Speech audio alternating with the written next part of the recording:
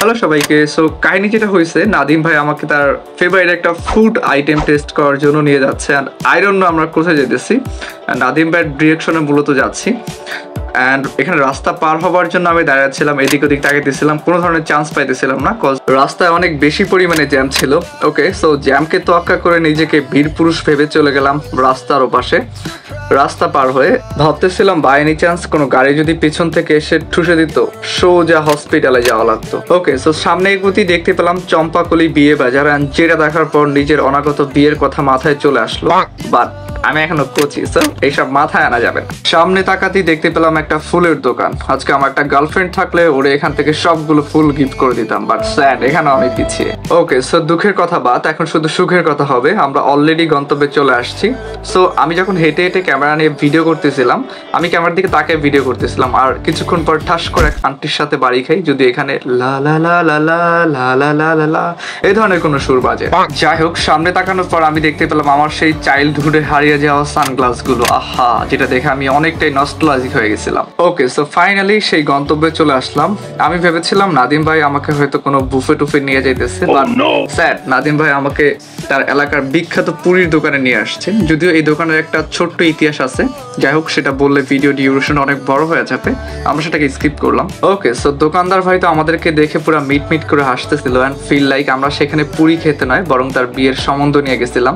Anyway, আমি তো এখানে মুখে হাত দিয়ে ভাবতেছিলাম কখন অ্যাকচুয়ালি আসবে আমাদের সেই ঐতিহাসিক পুরি, অ্যান্ড বলতে না বলতেই হচ্ছে সেই ঐতিহাসিক পুরি মহোদয় আমাদের সামনে এসে হাজির, অ্যান্ড আমরাও তাকে খাওয়ার জন্য প্রিপেয়ার হচ্ছিলাম। পুরিগুলো ছিল মারাত্মক লেভেলের গরম, আর এখানে নাদিম ভাই টিপা টিপা দেখতেছিল কোন পুরিটা বেশি গরম কোনটা কম গরম। যদিও নাদিম ভাই টিপা টিপির স্বভাব ছোটবেলা থেকে। পেছনেই দেখলাম এক আঙ্কেলের কলা গাছের কলা, অ্যান্ড যেটা দেখার পর খাইতে ইচ্ছা হইলো, বাট পরে চিন্তা করলাম না থাক, খাবো না। সো কাহিনী যেটা হয়েছে, আমি এইখান থেকে জাস্ট 2টা পুরি খাইছিলাম, আর নাদিম ভাই টোটাল 4টা পুরি খাইছে ম্যান।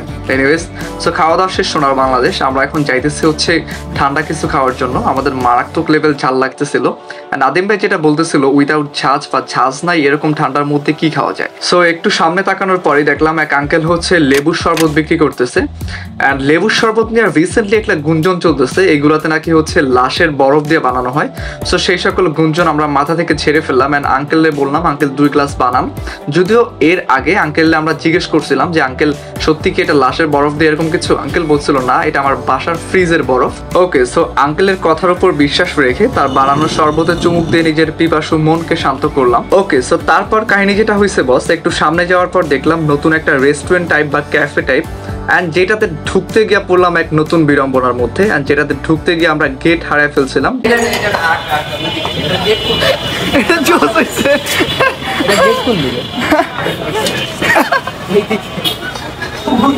অবশেষে গেট পেয়ে ভিতরে যাওয়ার পর আই এম তো অবাক। এটা আসলে সুন্দর ছিল, বিশেষ করে ওদের ডেকোরেশনের যে আইডিয়াটা ছিল ওইটা অসম্ভব সুন্দর ছিল, অ্যান্ড লাইটিং নলেজটা আসলেই দারুণ ছিল ওদের। সো নাদিম ভাই গেছে, অলমোস্ট হচ্ছে 30 মিনিটের মতো হয়ে গেছে, নাদিম ভাই এখন পর্যন্ত গেছেন।